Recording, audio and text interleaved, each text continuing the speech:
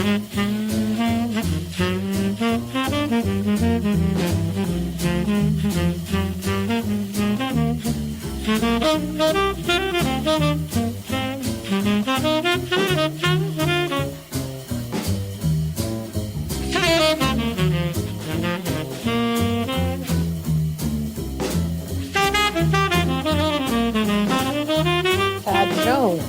of the Detroit royalty family of jazz with Count One.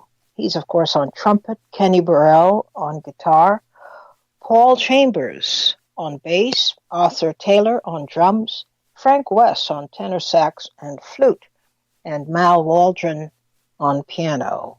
This is from Jones's 1957 album, After Hours. This is Leid Stories. I'm Utrice Leid, and we pick up from where we left off yesterday. Of course, the news would have you believe there's only one item in the news that we need to pay attention to, and at the moment, to be very frank about it, this is, of course, concerning Jeffrey Epstein and his mysterious death behind bars in a New York City jail as he awaited prosecution and investigations galore with respect to charges of sexual misconduct, but also a range of other charges, including swindling, money laundering, all kinds of stuff. So that continues to be the focus of the news in the city of New York and elsewhere. It's, but, you know, it's too soon to actually get into that story because it's a labyrinth. It's a story within a story within a story within a story. And it is also like a pond when you throw a pebble in. There are so many ripples causing so many concentric circles to appear. So it will be a long time before that story actually unravels in a way that people could make sense of it. In the meantime, we are following another story. The story we are looking at comes in the immediate aftermath of the mass killings we've witnessed in the last month. We have been told, at least this is the way the story is unfolding, that it is generally believed, because the experts have said, that white supremacy played a large role in these deaths. As you recall, we had on May 31st a mass killing in Virginia Beach. 12 people were killed there. In El Paso, Texas, on August the 3rd, 20 people killed there. And within hours of that slaughter, we had 9 people killed in Dayton, Ohio, each of them being the handiwork of so-called lone gunmen, these unprovoked attacks. But they were said to be motivated by white supremacy, and I thought it would be a good time to ask the question, what is white supremacy? It's there.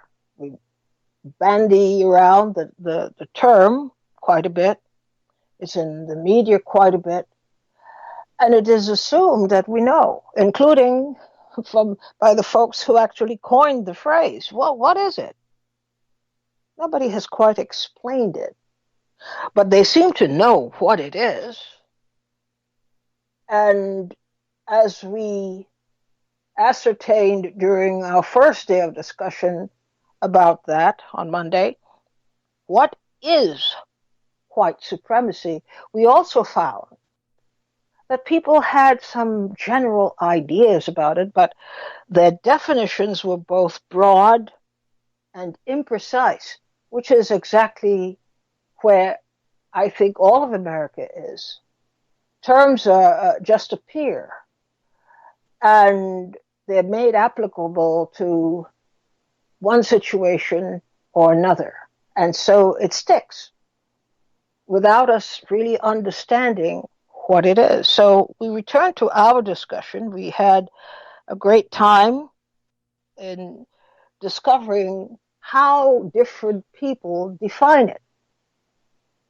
I'm not going to define it here for you today. I'm listening to how people are defining it based on the information they have. What is white supremacy?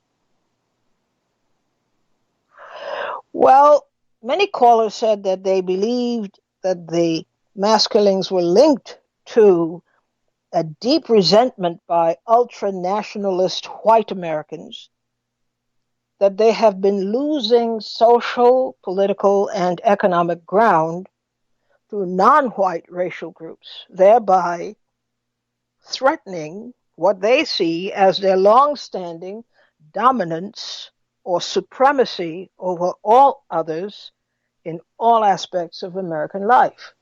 Well, that's one definition.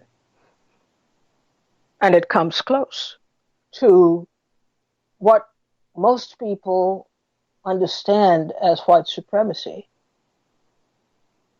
Close to, but not on target. So we are continuing the conversation today to see how close we can get to this idea, which is now part of our nomenclature, our lexicon,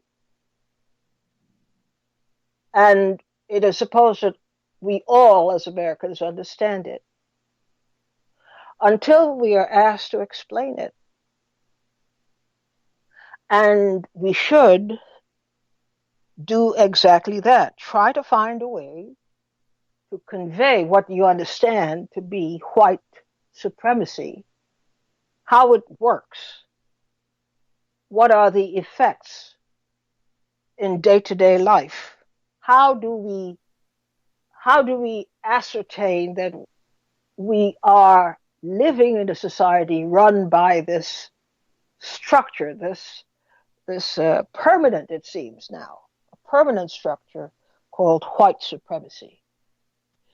888-874-4888. We had an excellent time yesterday listening to the interchange between partners who had no idea that they were going to be partnered by anybody, with anybody, but it was great to hear the exchange and what was transmitted in the course of that exchange, understanding this. Now, why are we making such a big deal about this? It is because we should know exactly how our society functions and has been functioning, and the direct impact that has on all of us. What has been difficult about this concept of white supremacy is locating it. Where did it come from? How did it get started? What was the intention? And is it still at work? Does it still continue to have an impact on American society as a whole? All right, I would ask you, please, as you make your presentations, to stick to the point. Don't take us on the scenic view. Get us where we need to go as quickly as possible so that your points are are prime in our attention. 888-874-4888. We will start off pairing Lincoln from Mount Vernon with Mitch from Brooklyn. Hello, hello. Hello, you chief.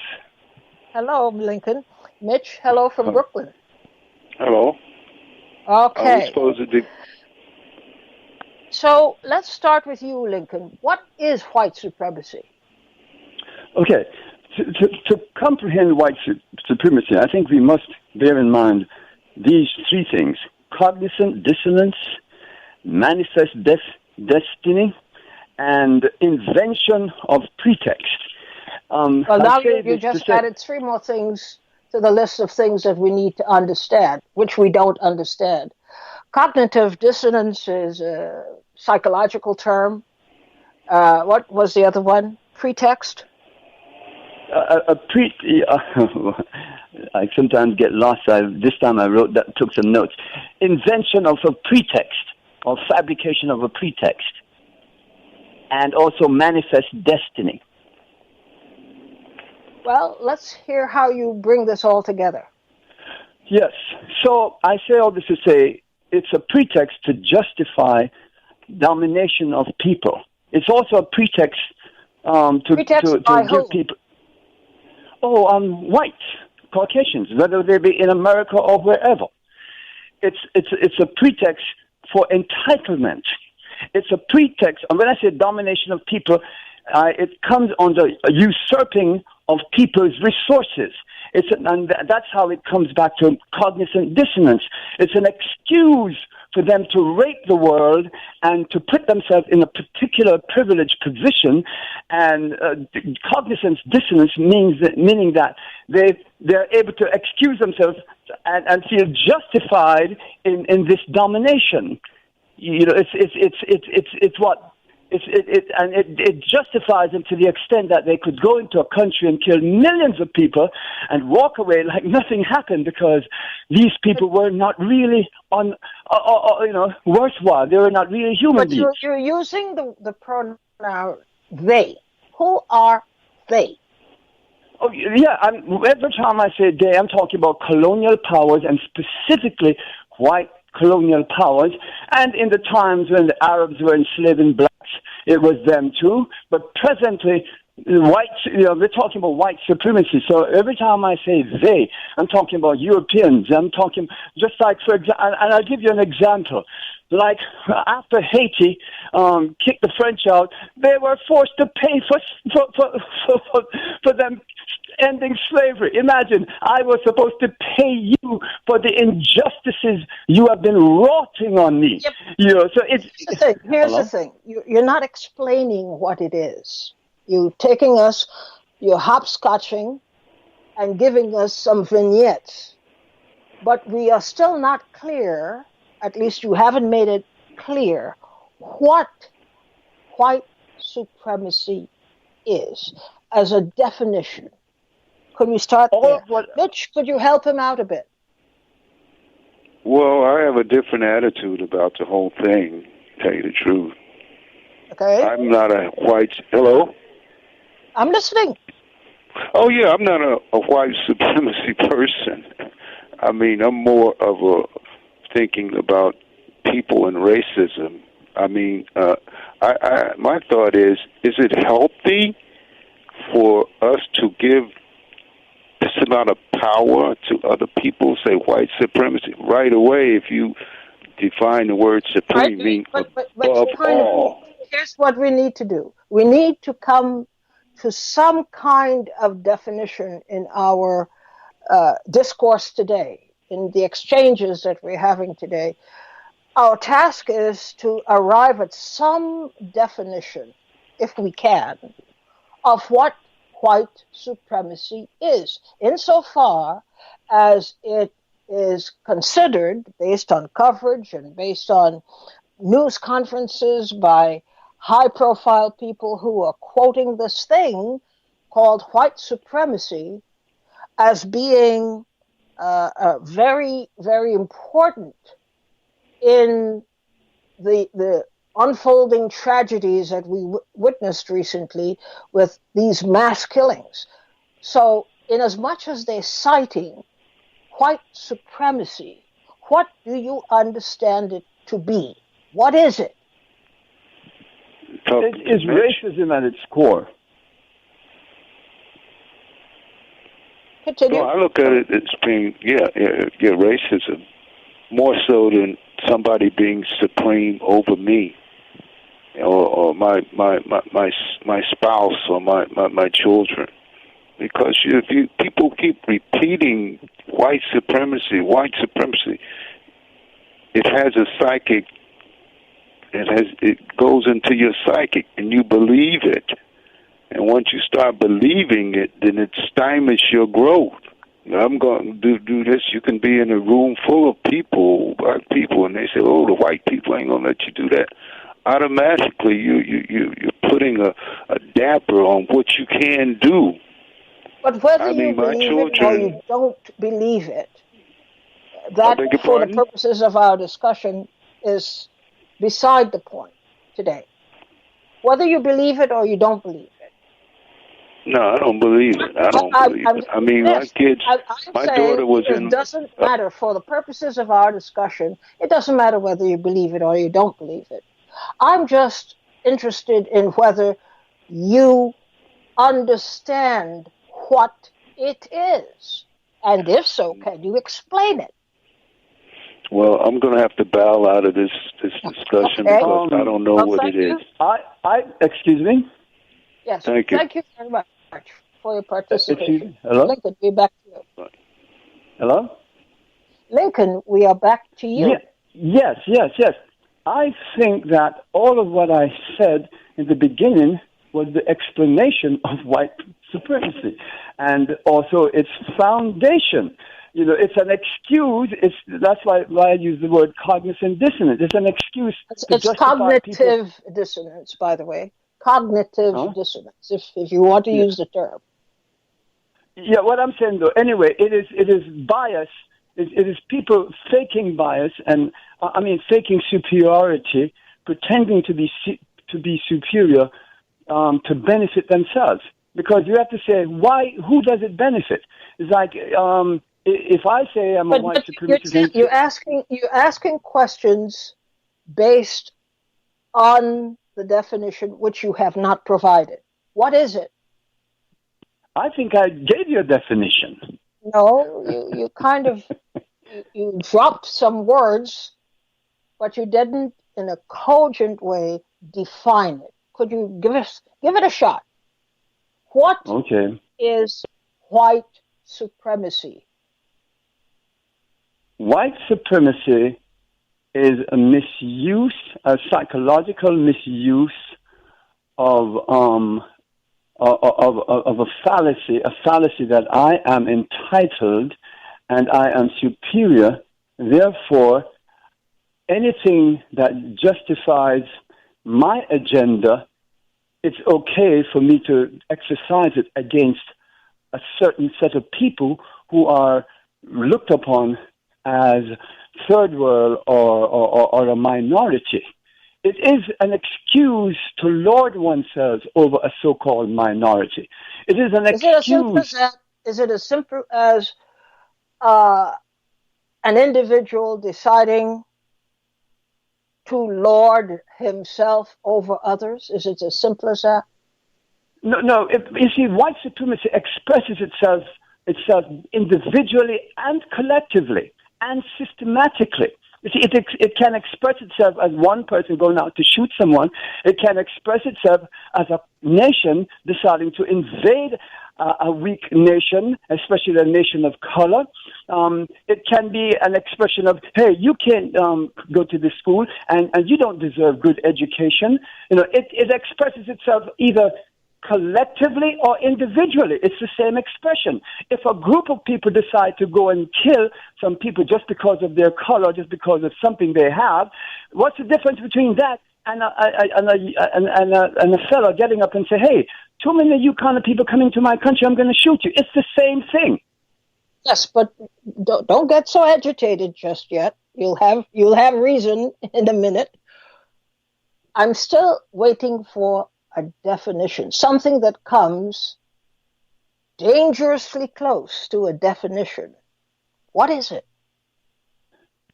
You've given us some examples, and And these examples were to illustrate white supremacy. But what is white supremacy? If you were to give an overall definition of it, what is it? It is the wrongful abuse of others for personal benefit, and whether it even just means to benefit me psychologically, makes me feel good that I killed a bunch of people, makes me feel good that as a policeman I shoot this black man, and because of my superior feeling. It is born out of a psychological imbalance. It is very much related to, is so closely related to racism, or a kind of a bias, but a bias for the sake of abusing others, of usurping others. That's a good word, usurping. It's something for usurpation, Okay, well, Hello? You gave it a good shot. Thanks a lot for getting us started today. Okay. Thank you. Moki from Connecticut, thanks for joining us. What is... Greetings, I'm relieved there's no tag team today, but I like that. I'd like to try it sometime. Oh, no, there is a tag team today. Oh, it is? There is a tag team. Let me proceed. So white supremacy is a modern form of racism, which is a very old thing. Racism is the... when you say it's a modern form of racism, if you can give an approximate date, when did racism start? Well, the earliest, so we would know... When the Egyptians saw the Hebrews coming, a big cloud of dust off in the distance, they named them the Hebrews. Now, the Egyptians may, in fact, have been of a darker hue, skin color-wise. But what racism is it's an abuse of free will and power.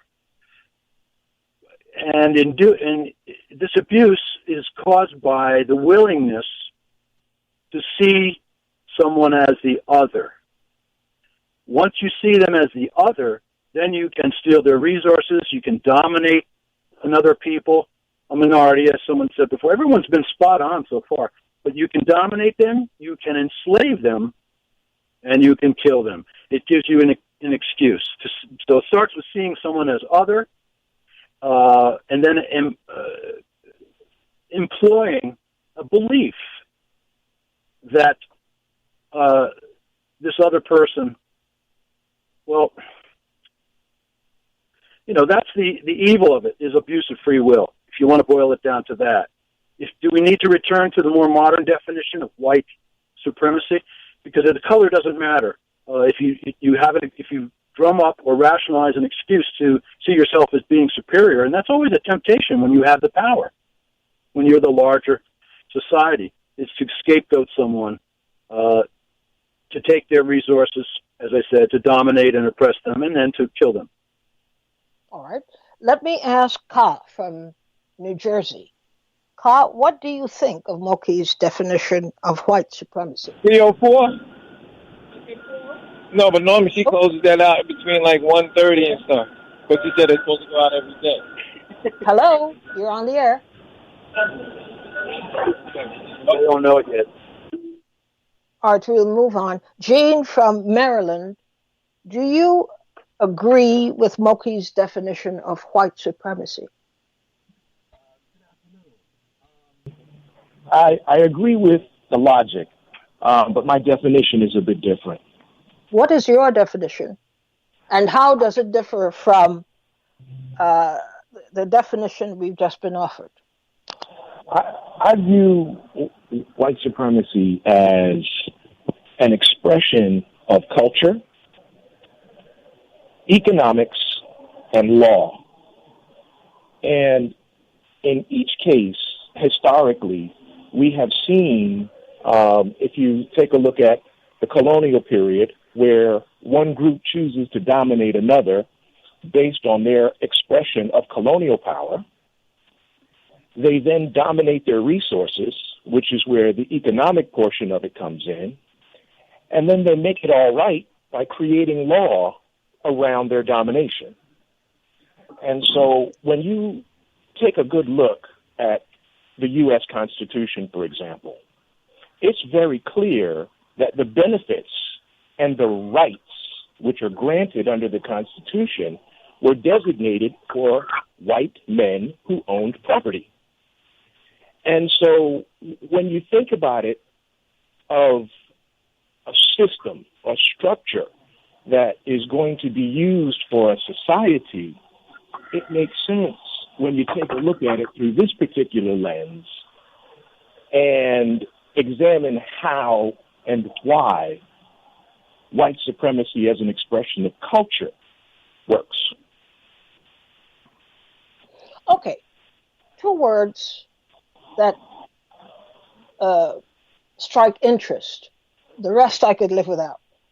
But the two words are system and structure. Could you take these two words and amplify what you mean? And so we have a working definition. A definition is just a sentence. What is this thing? You don't need to spell out, the individual attributes. Just let us get first to an overarching definition of what this is that we call white supremacy. So take another shot. Okay. Given what you're asking for, I would suggest that we're talking about a system that is designed to promote the interests of white people. Okay. I could live with that. I could live with that as a definition. It needs, and it will get more meat on the bones as we go, but that which you just offered is something that we can all work with as a working definition of what this thing is that has cropped up in the national consciousness in the last couple of weeks, because it figured in national tragedies. Many people died, and we are told that a major reason, a major force behind the actions of the killers is this thing called white supremacy. So now we have to congratulate you for giving us two very important words: system and structure. What does that mean? What are you intimating when you say system and structure? A system and a structure, and let's use them interchangeably for the moment, would be the vehicle that is used to promote the culture. And then back to the questions of economics and all of that going through law or a system of law. When you say system and structure, what else are you suggesting? What else are we automatically to assume with these two words being put before us? That this mysterious thing that we haven't been able to define, the closest we've gotten so far is it's a system and it has a structure. What is the aim? Domination. What is domination of whom by whom? Of all others, by white folks who feel supreme. Okay. Well, hello, and thank you so much. It's been kind of a test so far. But as simple as it sounds, you're right on point. This is no kind of a, willy-nilly thing. White supremacy is a system. And it has a structure. And it has as its chief aim and objective to champion and promote the interests of a perceived group over all others. Would that be loosely okay as a definition to you? I'd accept that. Okay. Except to say that I do think that it needs to be rounded out a little more with the things, because the law is important and the economics are important, which is why I put them in there. Yes, but essentially what you have said by using these very important words, it's a system, it's a structure. It seeks to promote the interests or protect the interests of one group over all others. I think that's a fairly decent definition. And then you can see how it applies in each instance. Could you give us an idea of how this definition expressed itself in any of the mass killings so far? Well, I think the first thing I would point to is the manifesto. And that's a good one because it's written down, where he expressed very clearly, and this is the guy in Texas, very clearly that he was protecting the border, which now is, I guess, would qualify as real property, and that he felt obligated to do it, and that he not only had a gun, but had the, I guess, moral authority to carry out this act, all of which was granted to him under the aegis of white supremacy. Okay. And I think you're on point there. That in this system, an individual or individuals may take it upon themselves, may self-deputize to protect what they perceive as the interests of the whole against threats from those outside the group. So this system can be seen as granting permission. It may or may not in actuality do so, but the individuals who see themselves as agents of this belief system also see themselves as guardians of the system, self-deputized to take actions to protect it and those who are within it from perceived or potential threats. Would that be close, or would I be way off? No, I think you're right in there. Okay. I think it's a good synopsis. All right. So this is what we're talking about. The word white supremacy, we, on the outside, if you will, as potential victims, all right, we should see ourselves as understanding that these are not just words. This is a system. And the people who subscribe to this system subscribe to a whole bunch of other beliefs that others may not agree with at all, or that may be patently illegal, or might be just wrong, morally wrong. They don't care. This is their system that they believe in. This is their guiding principle. This is not a joke.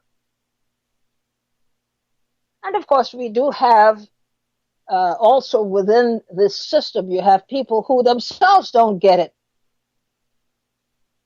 or who, if they really got it, would not subscribe to such a system. But that is the crux of the matter. We have people who see themselves as deputized. They don't care about the law.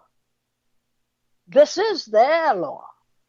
And because their system of belief means that they are superior to any law. All other laws are, beneath them. This is the supreme law that they are obeying, or that they are protecting. The interests of the whole, as they see it, the whole meaning those who they believe are members, fellow members of this system,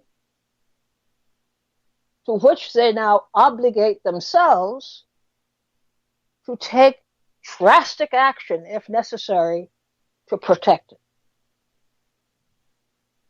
It's not just a psychological thing. It's not just words. For many people within this system, this is a very deep commitment. And even their own lives are not that important,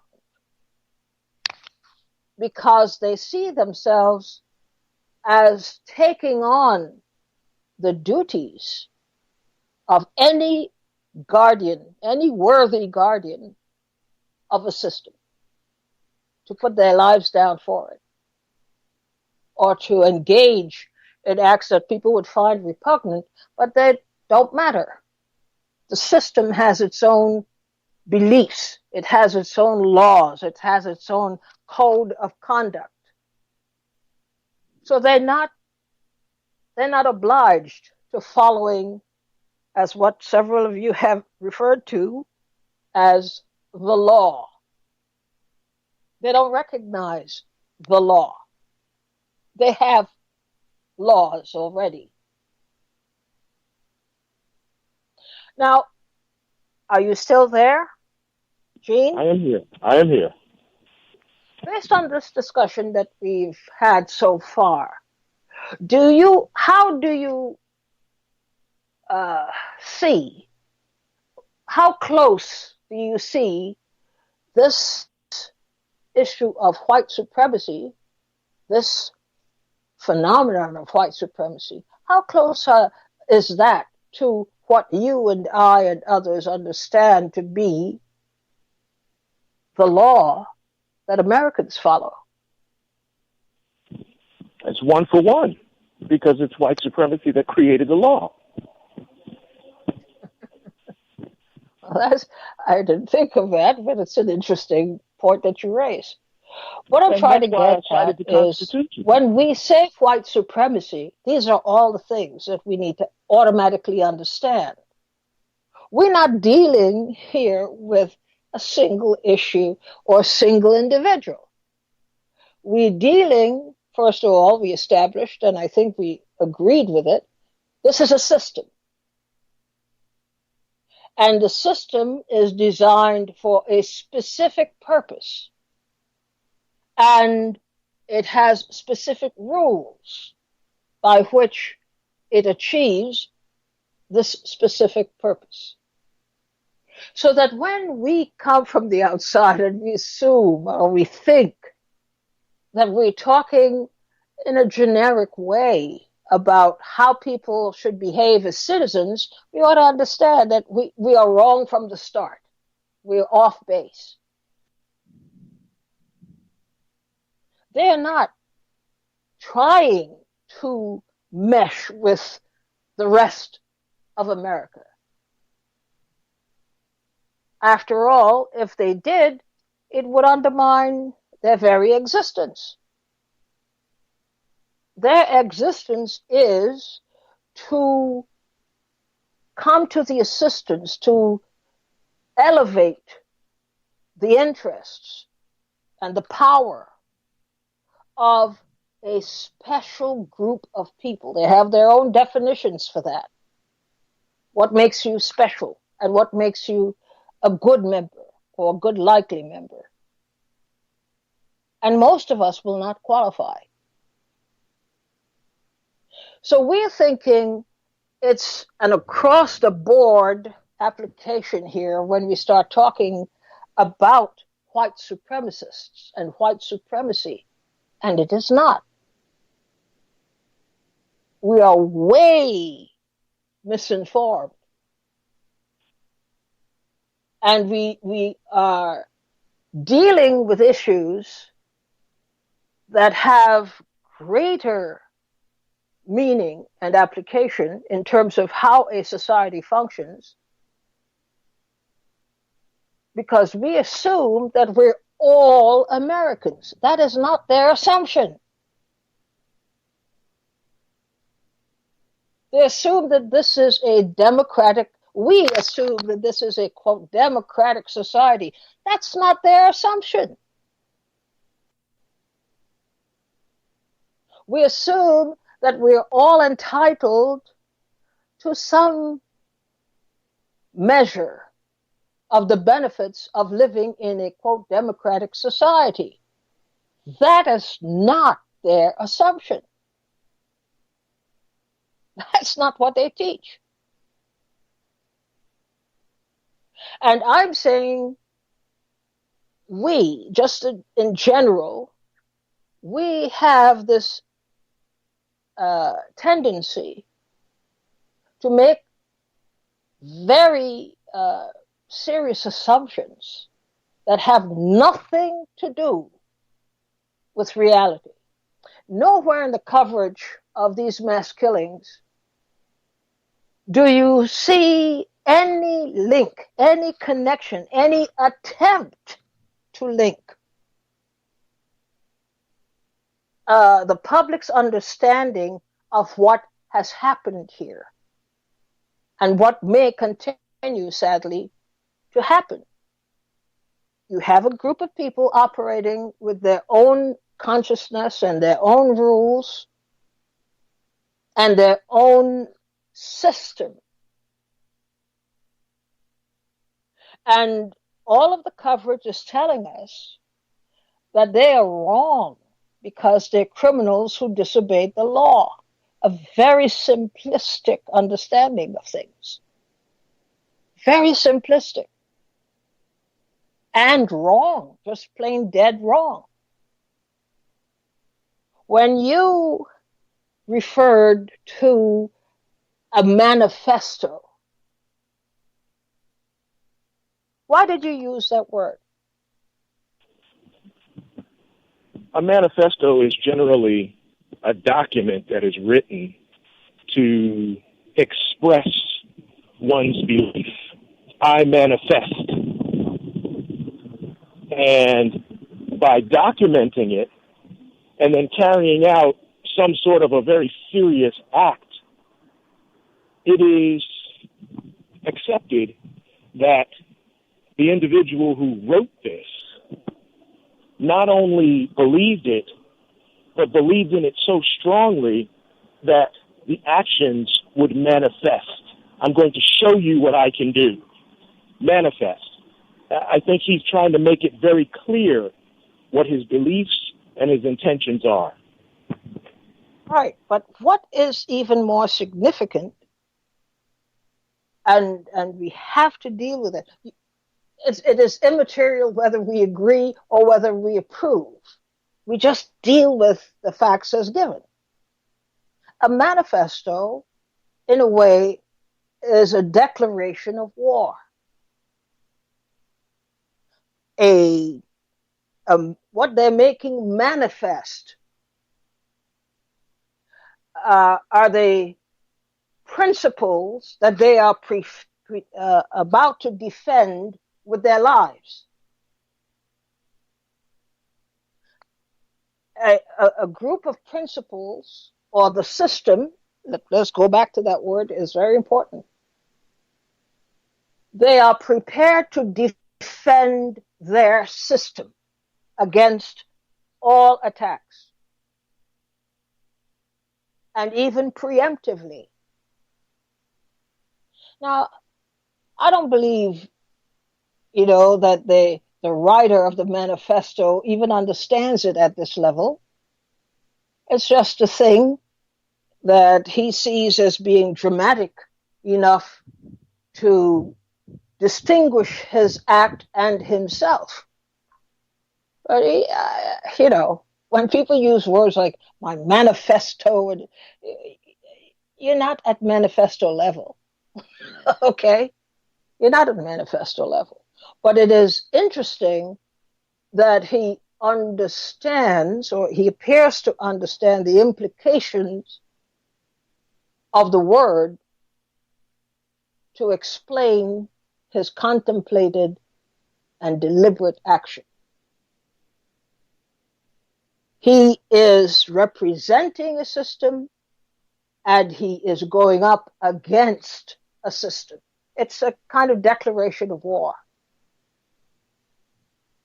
Now, that's how serious this is. It is not simply a matter that a young man, in order to be very dramatic and to distinguish himself, contemplates undertaking a major act of violence, and as his so-called last will and testament, writes something he calls a manifesto. It is not that simple.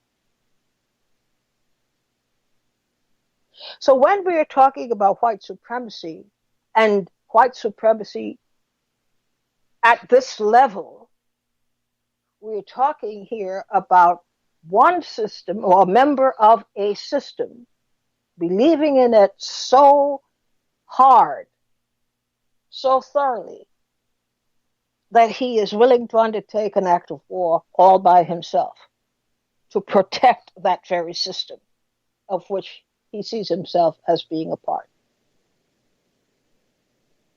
Now, so far, in terms of what we're discussing, does it resemble anything in the general domain? Do you think people generally think of it this way? No. Okay. And I say no because there are so many additional systems and structures, i.e. school,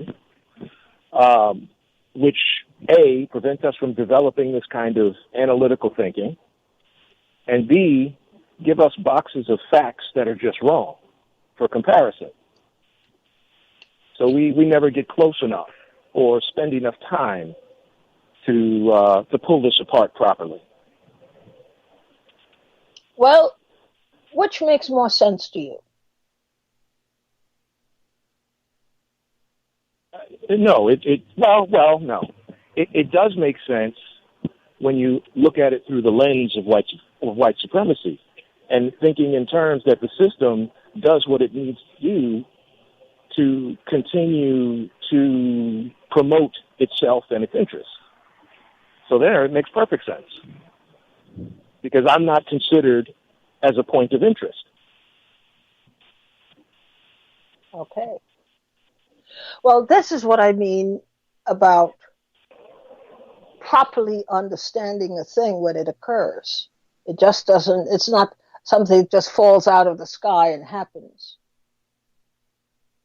When you see it in the way that they mean it, this takes on a whole different message. It takes on a whole different meaning for all of us. This is not a joke.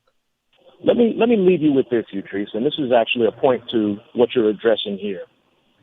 Really what that means from a systemic point of view is that these individuals who are picking up the guns and walking into a school or walking into a mall or whatever and shooting large numbers of people, by the system, that young man in Texas and the other one in Ohio and the many before them, the system considers them, number one, expendable, and number two, is ready to take advantage of the carnage that they leave behind.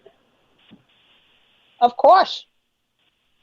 But then on the flip side of that coin, the agents of this kind of violence themselves think of themselves as expendable,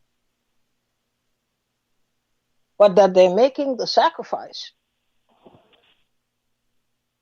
of their lives in order to protect the system that they recognize, and the system that best or better represents their interests as they see them. But to just simply say, here's a guy who wakes up in the morning, loads up a bunch of guns and goes someplace and just mows people down, that, this is just a crime of a different order because of so many people killed. But that really isn't it. We need to understand white supremacy, what it is, what it does, and how different their view of the world is. How very different. That doesn't make it all right, naturally. But it is important to us, for us to understand this. I'll get into it a little deeper tomorrow, and you will see how this thing evolved.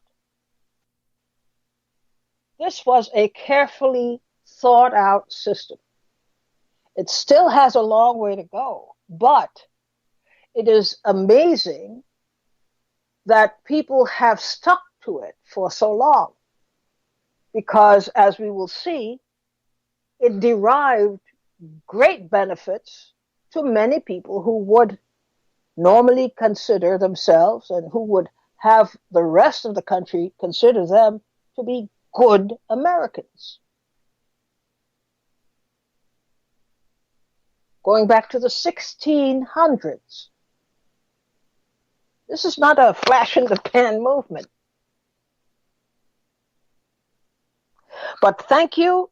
You did well in bringing us this far. Thank you so much. Let's hear what you are thinking. 888-874-4888. We're trying our best to come to terms, to try and define what this thing is, white supremacy. Even the people who are raising it as a likely explanation for this tremendous violence that we just witnessed, they don't themselves understand it. But it's a good catchphrase, and that's what they're using it as, without, again, understanding the history of white supremacy in America.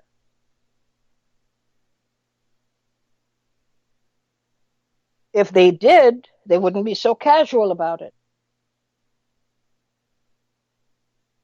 They wouldn't be so cavalier about it.